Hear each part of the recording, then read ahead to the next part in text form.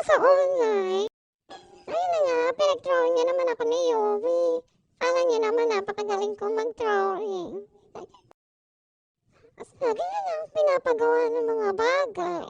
Na nakikita nila sa TikTok o kung saan man niya napanood.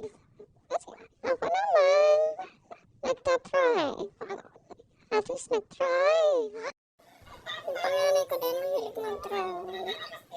Ewan ko ba? Siguro nagmana sila sa nanay nila na mahilig mag-drawing. Ayun na nga, nahirapan na akong ikayahin at saka alam ko, nakikita ko sa sarili ko. Yung gawa ko, hindi kamukha, pero tuloy-tuloy pa rin ako. Tuwing may pinapagawa siya, gusto niya, meron siyang ginagawa din. Kaya siya yung pinagko-color ko. Pero totoo nga, sabi niya siya daw yung gagaya hanggang sa tinawag niya na lang ako. Ayun nga pala yung itsura naman. Diba? Ang layo-layo. Pero, masaya na siya dyan. Yan, sa part na yan, ang problema na ako kung paano kung gagawin yun, yung dikit-dikit na yan. Wala naman akong gamit. Sabi ko na lang sa kanya, idikit na lang namin.